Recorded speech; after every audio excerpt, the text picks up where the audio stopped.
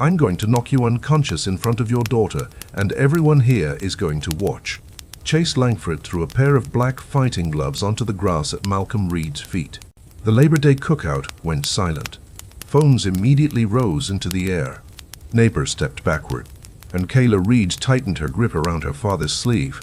At 21, Chase was an accomplished MMA fighter with years of karate, jiu-jitsu, and amateur competition behind him. He was strong, confident, and used to people backing down when he stepped forward. He smiled for the cameras, certain that the quiet black single father standing before him was about to be exposed as a coward. But Malcolm didn't look at the gloves. He didn't look at Chase's face. His eyes moved to Chase's hands, then his hips, then his lead foot, then the slight hitch in his breathing. Malcolm shifted his weight barely half an inch, and an older retired Navy admiral standing among the neighbors suddenly went completely still. Nobody else noticed, but the admiral recognized that stance. To everyone else in Oak Creek, Malcolm Reed was simply the quiet widower who trimmed his hedges at sunrise, worked behind a locked office door, and never raised his voice. Even when Chase threatened Kayla, even when Chase destroyed the flowers her late mother had planted, even when Chase shoved Malcolm in front of the entire neighborhood, they had mistaken silence for weakness. Chase had mistaken restraint for fear. And Preston Langford, Chase's wealthy father, was counting on Malcolm making one violent mistake in front of all those cameras. Because Preston needed that footage. He needed Malcolm to lose control. He needed one moment of violence that could be used against him before a hidden federal investigation threatened to destroy Preston's $40 million company. Malcolm knew that fighting Chase could cost him more than his reputation. It could cost him his career. It could even threaten custody of his daughter. So Malcolm turned away, and that should have been the end of it. But Chase reached out, grabbed Kayla by the arm, and threw her onto the pavement. Her palm struck the ground. Skin tore. Blood immediately spread across her hand. Malcolm turned around. For a moment, he said nothing. Then he carefully removed his flannel shirt, folded it once, and placed it on a nearby table. "Apologize to my daughter." Chase laughed. He raised his fists. He had absolutely no idea who he was challenging, because the quiet man standing in front of him had once commanded missions the government still denied existed. And by putting his hands on Kayla, Chase had just crossed the one line Malcolm had spent years trying to protect. "Touch her again," Malcolm said quietly, "and this ends differently." Chase still had one hand around Kayla's arm. His fingers dug into the skin above her elbow. The young fighter looked amused. Everyone in Oak Creek knew Malcolm as harmless.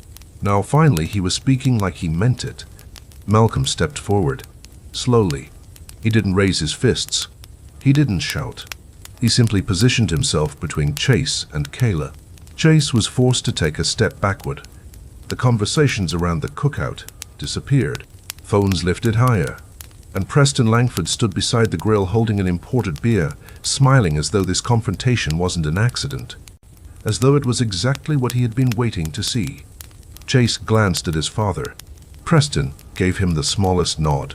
Chase released Kayla with a shove. She stumbled backward into a picnic table. The table rocked violently. A tray crashed onto the grass. Malcolm caught his daughter before she fell. He steadied her. Then he checked her injured arm.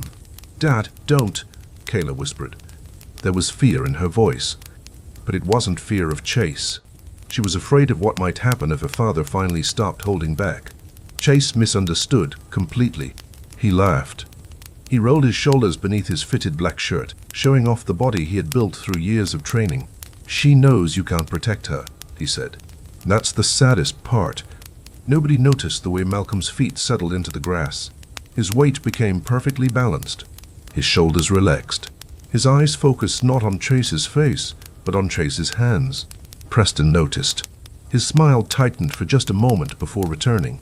"Let's keep this civilized," Preston announced loudly. He wanted every phone recording him as the reasonable father. "My son only wants an apology." Malcolm looked at him. "For what?" Preston spread his hands. "For humiliating him 6 weeks ago." Malcolm's expression hardened. "For putting your hands on him in front of witnesses. For acting like your family owns this street." Kayla stared at Chase. 6 weeks earlier, Chase had walked onto the Reed property with 2 friends from his gym. They had kicked apart the lilac bushes Kayla's mother, Rachel, had planted before she died. When Malcolm told them to leave, Chase grabbed him by the collar. Malcolm turned his wrist. Chase went down onto his knees so quickly that nobody even understood what had happened. There had been no punch, no injury. Malcolm released him immediately, but Chase never forgot the laughter from the witnesses, and Preston never forgave them for seeing it. "He attacked me," Chase said. Then he hid behind his daughter like a coward. Malcolm's jaw tightened. "You damaged my property. You put your hands on me. I stopped you." "You embarrassed him," Preston corrected. Then his voice changed. "A man with your background should understand consequences." That phrase carried more weight than the neighbors realized. Malcolm held Preston's gaze. This was never just about Chase's pride. Preston had been asking questions for weeks, testing boundaries, looking into Malcolm's private life. He had learned enough to become dangerous, but not enough to understand what he had stepped into. Malcolm had seen that expression before. He had seen it on men who believed that knowing half the truth made them untouchable. "My background is none of your business," Malcolm said. Preston smiled. Everything becomes someone's concern when families live this close. Chase picked up the gloves. He threw them at Malcolm's feet. One hit Malcolm's boot. The other landed beside Kayla. "Then settle it," Chase said. "Right here. No tricks. No excuses." Helen Parker, who had lived in the neighborhood for 20 years, moved toward Kayla. But Kayla stayed beside her father. Her fingers trembled against his sleeve. For 3 years, Malcolm had promised himself that his daughter would never see the part of him that belonged to another life. He had built his entire routine around that promise. Morning runs, school pickups, simple dinners, quiet work behind a locked office door, and conversations carefully designed to avoid every question that could open the past. The neighborhood saw restraint and assumed softness.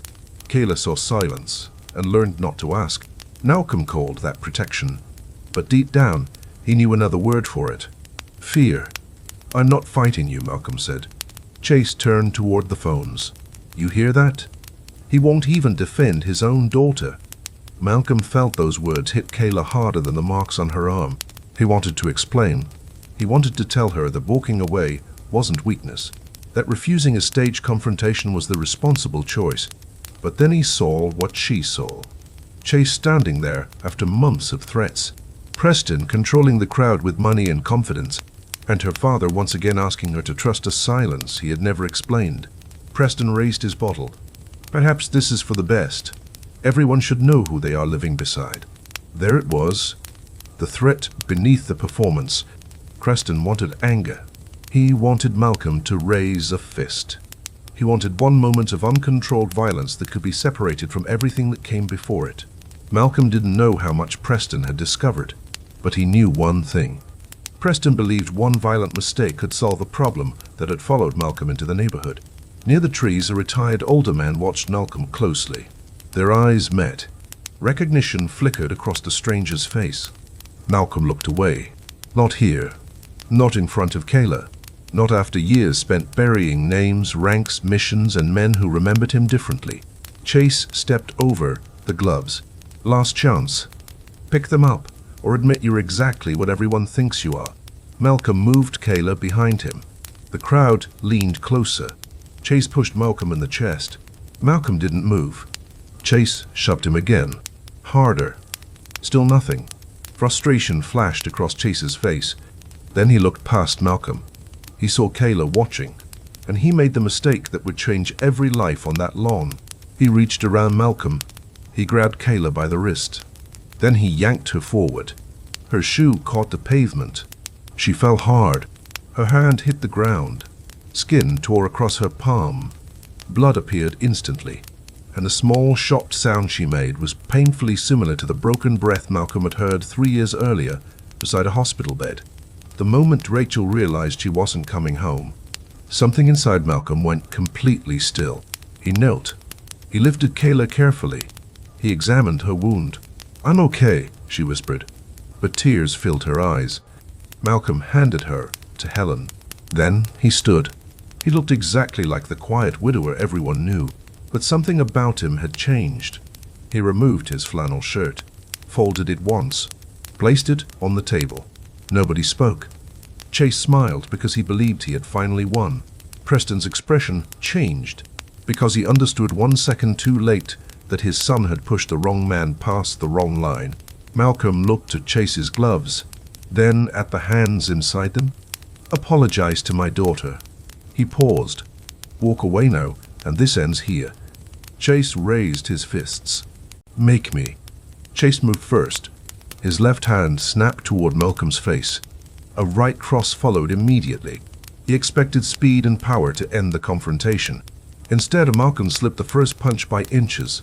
He turned his shoulder away from the second, then stepped directly into the space Chase had created. One hand caught Chase's wrist. The other controlled his upper arm. Malcolm rotated once. Sharp. Precise. Controlled. Chase flew past him and landed face first in the grass. For 1 stunned second, the entire cookout was silent. Then someone near the grill laughed. It was brief, but it cut Chase deeper than the fall itself. He pushed himself up. Mud covered his cheek.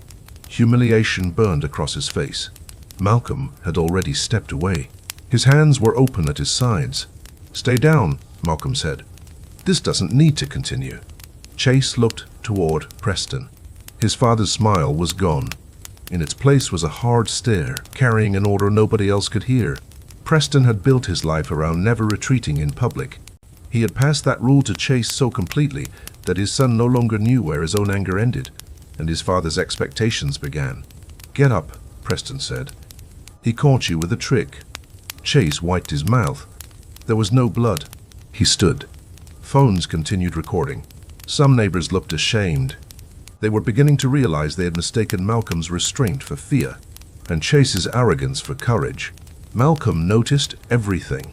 He saw Preston position himself behind 2 neighbors so every camera angle would make Chase appear to be standing alone against him. He saw Kayla pressing a napkin against her injured palm. He saw the fear in her face, and he saw the question behind it. Who was her father when he stopped pretending to be ordinary? Chase bounced on his feet. He reset his stance, then launched a spinning kick toward Malcolm's head. It was fast, practiced, designed to look devastating on camera. But Malcolm read the movement before Chase's hips had even completed the turn. He closed the distance, caught the standing leg behind the knee, and swept it from beneath him. Chase crashed onto his back. The air left his lungs with a harsh grunt. Malcolm immediately released his leg and stepped away. A red scrape appeared across Chase's knee. Malcolm's left shoulder throbbed where the kick had clipped him. He showed nothing. Enough. Enough. This time, nobody laughed. Chase remained on the ground. He stared upward. For the first time, honest uncertainty appeared in his eyes. Maybe humiliation had finally given way to reason. Then Preston stepped forward. "Do not let him make you look weak." Those words reached Chase like a command wired into him since childhood. Chase surged upright. He roared, then charged toward Malcolm's waist. He was going for a takedown. Malcolm dropped his hips, widened his base, and turned with Chase's force instead of fighting against it. Chase's feet left the ground. Malcolm redirected his momentum. Chase slammed into the grass. Within seconds, Malcolm had him pinned face first. One arm was controlled behind his back. The other was trapped beneath his chest. Chase thrashed, but every movement only tightened the hold. "Stop fighting," Malcolm said near his ear. "Tap out." "This is over." Chase refused. Pride kept him struggling long after his body understood there was no escape. Around them, the cookout became completely still. Plates were abandoned. Children were pulled behind adults, and every phone captured the same unbelievable image. The quietest man in the neighborhood controlling its most celebrated fighter without throwing a single strike. Preston saw it, and panic replaced calculation. This was not the footage he needed. It made Chase look reckless. It made Malcolm look disciplined. If the recording ended here, every accusation Preston had planned would collapse. "Get off my son," Preston shouted. He shoved through the circle and knocked over a folding chair. Malcolm looked up. "Stay back." But Preston kept coming. Helen pulled Kayla farther away. Neighbors stepped aside. Chase twisted beneath Malcolm. One hand slipped free as Preston's shadow crossed the grass. Near the grill was a long metal poker used to move hot coals. Chase's fingers closed around it. Malcolm noticed the change in Chase's shoulder before he saw the weapon. He released the trapped arm and moved. Chase swung wildly from the ground.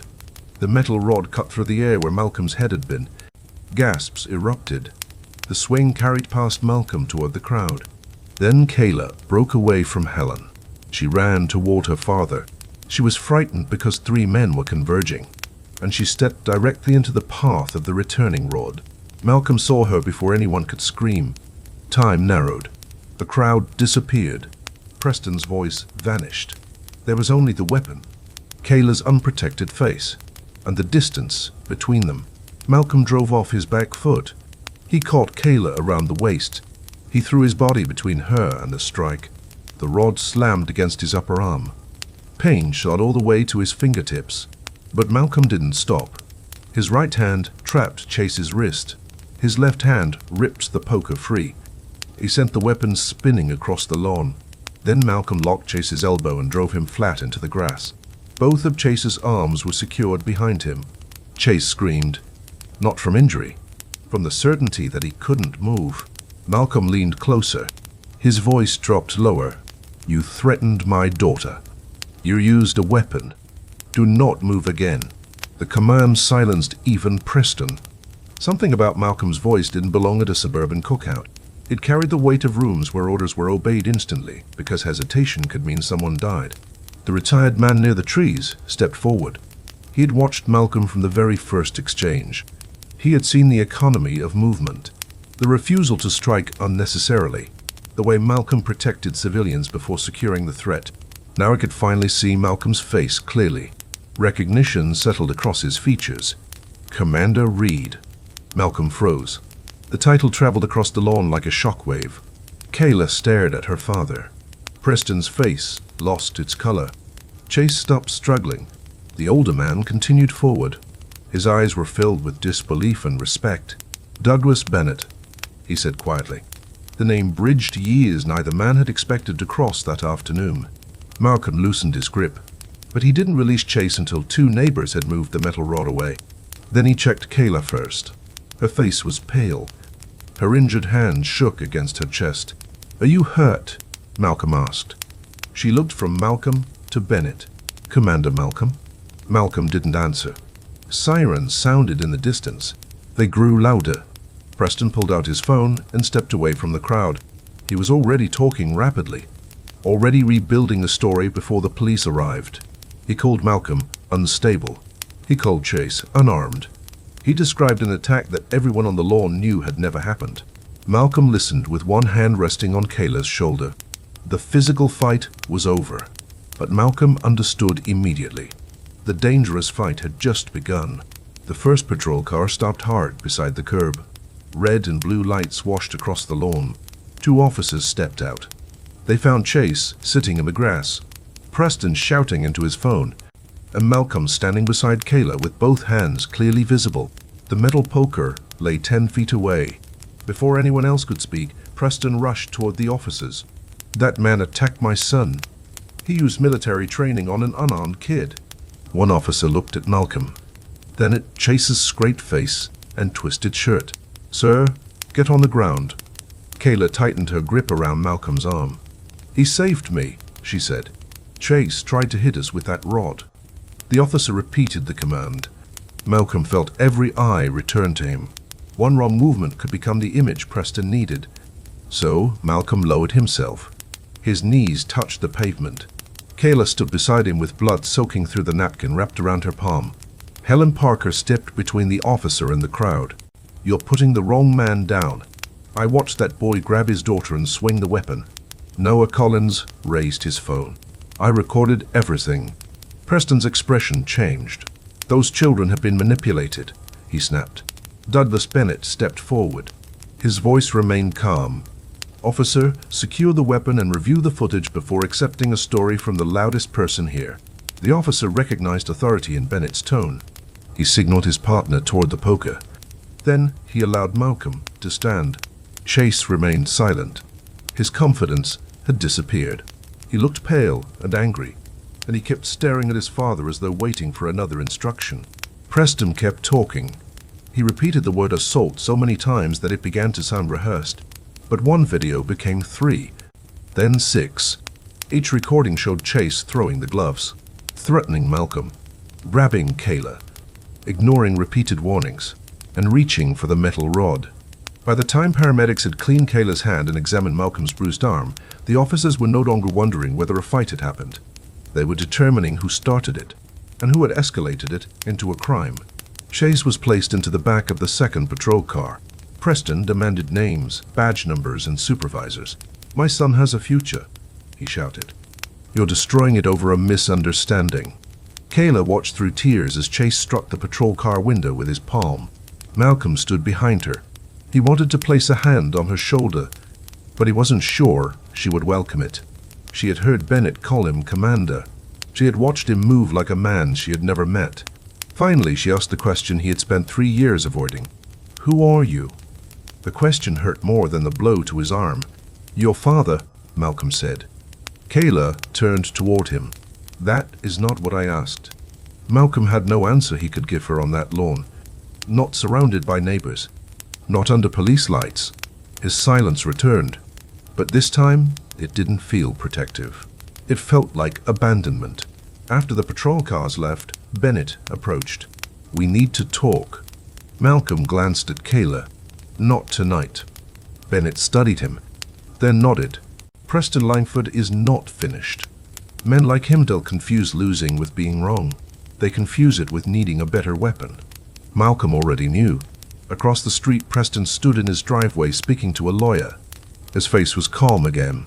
The first version of his story had failed, but he was already building another, and the blood on Kayla's hand hadn't even dried. By sunrise, a 30-second video appeared online. It began with Malcolm taking off his flannel shirt. It showed Chase falling twice. It showed Malcolm pinning him. It showed Bennett calling him Commander. But it did not show Chase grabbing Kayla. It did not show the warnings, and it ended before the metal rod entered the frame. The caption described a former military officer attacking a young athlete at a family gathering. Within hours, thousands of strangers had decided what had happened. Some called Malcolm dangerous. Others demanded that his employer fire him. A local commentator froze an image of Chase beneath Malcolm and asked why a trained adult needed that much force against a 21-year-old. Then Preston gave a statement outside his home. His voice trembled at exactly the right moments. He claimed his family wanted peace, but Malcolm, he said, had brought battlefield aggression into their neighborhood. He never mentioned the weapon. He never mentioned Kayla's injury. At school, Kayla walked into second period and immediately found 3 phones pointed at her. Someone whispered, "That's the soldier's daughter." Another student asked whether Malcolm had ever hurt her at home. Kayla sat down without answering. She pressed her bandaged hand beneath the desk until the wound began throbbing. The worst part wasn't the cruelty. It was the doubt in the faces of people who had known her for years. They believed a clicked video over her voice. That afternoon, a woman from Child Protective Services knocked on the Reed family's door. She introduced herself politely.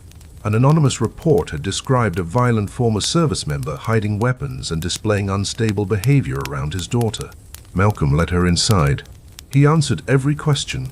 He opened cabinets. He showed her the locked office. Then he waited in the kitchen while she spoke privately with Kayla. Every minute felt longer than the entire fight. When the caseworker finally returned, she told Malcolm that Kayla's account was consistent. The home showed no immediate danger, but the file would remain open pending review. After she left, Malcolm found Kayla sitting at the kitchen table. She was staring at the bandage around her hand. "I'm sorry," Malcolm said. Kayla finally looked up. "For which part?" Malcolm pulled out the chair across from her. "All of it." Kayla's eyes hardened. "You keep saying silence protects me." It didn't protect me from Chase. It didn't protect me at school. It didn't stop strangers from deciding you're a monster. It only made sure I had no truth to give them. The words settled into Malcolm like a weight. For 3 years he had hidden behind Rachel's final request. He had turned grief into a locked door, then called it duty. "Your mother asked me to make sure you knew me as more than what war made me," he said. "I thought that meant burying it." Kayla shook her head. "No, you buried yourself." Malcolm lowered his eyes. Then his secure phone vibrated inside the locked office. Only 3 people had that number. He opened the door. He read the message and immediately felt the conflict tighten around them. Preston's attorney had formally demanded that Malcolm Reed be removed from the Federal Review of Langford Logistics. The complaint accused Malcolm of personal bias and violent misconduct. Kayla stood behind him. She saw the company name on the screen. Why is their company contacting you? Malcolm closed his eyes. The secret he had protected for months was no longer his alone to carry. Because I'm the lead security reviewer on the $40 million defense contract Preston is trying to win. Kayla stared at him. Across the street, Preston believed he had finally found the weapon that could destroy Malcolm. He had no idea his complaint had just created a federal record of everything he had done. Kayla looked at the message, then at the man she had called Dad her entire life. You were investigating them before they moved here. Malcolm nodded. The assignment came first. I didn't know Preston was connected until he mentioned the accident. And you never told me. I thought keeping you outside it would keep you safe. Kayla looked down at her bandaged hand. That keeps becoming your answer. Malcolm had no defense left. The following morning, he contacted his department. He disclosed the neighborhood conflict. Then he submitted every record he possessed. Safety reports, missing maintenance logs, witness statements, and the unedited videos. He also requested to be removed from the final decision. His supervisor warned him that recusal meant surrendering the power to end Preston's bid himself. A single signature could have destroyed Langford Logistics before lunch. Part of Malcolm wanted to write his name on that line. He imagined Preston discovering that the quiet neighbor he had mocked was actually the man holding the future of his company in his hands. Then Malcolm remembered Rachel, not the way she had sounded in the hospital, but years earlier, laughing in their kitchen after he returned from deployment. She had told him that strength wasn't proved by controlling every ending. Sometimes strength meant trusting the truth after your hands were no longer on it. So Malcolm recused himself. He sent the case to an independent federal board. Preston's attorneys and political contacts immediately went to work. They accused Malcolm of assaulting Chase. They accused him of manipulating the review. One of those calls eventually reached Douglas Bennett. Preston accused Malcolm of instability. He threatened public pressure. He even suggested the contract could be protected if the government quietly reassigned the file. When Preston finished, Bennett calmly told him that he had witnessed the confrontation from 15 feet away. He had watched Chase threaten Kayla. He had watched Chase seize the weapon. He had watched Chase ignore repeated opportunities to stop. Then Bennett delivered the part Preston never expected. Any attempt to intimidate a federal reviewer, suppress evidence, or use political influence during an active procurement investigation would be documented immediately. That afternoon, Langford Logistics was suspended from bidding. But suspension wasn't justice, and Preston still controlled the public story. Kayla decided she was done waiting for adults to tell it correctly. She contacted Noah. He had preserved the full recording before Preston's lawyers pressured families into deleting their copies. Kayla added screenshots of Chase threatening students. She added videos of him mocking smaller boys outside his gym. She added messages proving Chase had planned the Labor Day confrontation in advance. Together they delivered everything to the police and to a local reporter known for verifying evidence before publishing. When Malcolm found out what Kayla had done, she stood in the kitchen expecting him to be angry.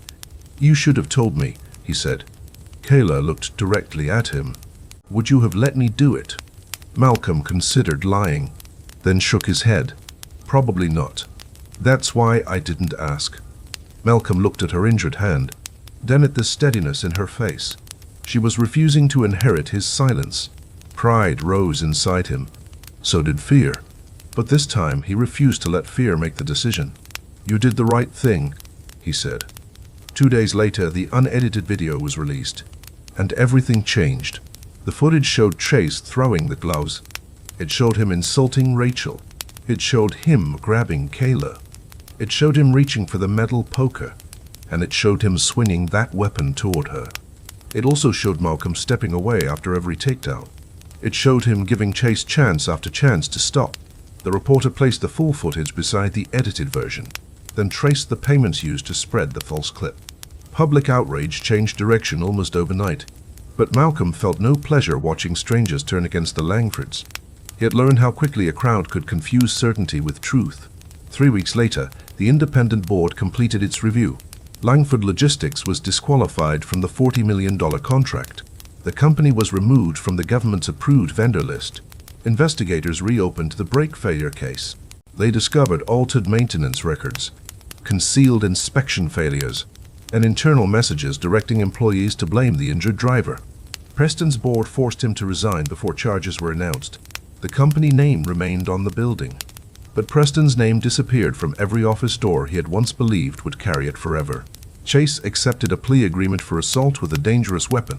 He received probation, community service, mandatory anger management, and an order to stay away from the Reed family. At Chase's gym, owner Ethan Monroe gathered every fighter on the training floor. He played the full video. Then he removed Chase's black belt. He told him that skill without discipline was simply another form of danger. None of those consequences could heal Kayla's hand faster. None could erase the way students had stared at her. But something far more important had been restored. The truth no longer depended on Preston's permission. The child protection case was closed. The caseworker called Malcolm personally. She told him that Kayla had described a home built on love, but also on too many locks, doors. That evening, Malcolm opened the drawer in his office. Then he carried its contents to the kitchen table. Medals, photographs, commendations, letters from men Kayla had never heard of. Malcolm didn't tell her everything. Some stories still belonged to the dead. Others remained classified. But for the first time, he stopped using secrecy as an excuse to give her nothing. He told her about fear, about responsibility, about the nights he came home unable to sleep. He told her that Rachel had never asked him to erase himself. Kayla listened. She didn't treat him like a hero. She didn't treat him like a monster. She treated him like her father. And that was all Rachel had ever wanted. A month later, a moving truck appeared in the Langford driveway. Chase came to the Reed family's fence alone. No clubs, no audience, no cameras. "Why didn't you break my arm?" Chase asked. You could have. Malcolm set down his garden shears. "I had already won." Chase frowned, then looked past Malcolm toward Kayla. She was kneeling beside the damaged lilacs. Chase finally understood. Malcolm had already won the moment he refused to become cruel simply because cruelty was available to him. Chase nodded once, then walked away. Malcolm joined Kayla in the garden. The bushes Rachel had planted were scarred. Several branches were broken beyond saving, but their roots had survived beneath the soil. Together, father and daughter trimmed away the dead wood. Then they pressed fresh earth around what remained. Kayla looked at him. "Did fighting him break your promise to Mom?" Malcolm thought carefully before answering. "I didn't fight to prove I was stronger. I acted because you were in danger. I should have understood that difference sooner." Kayla placed her uninjured hand over the soil. "I don't need a perfect father.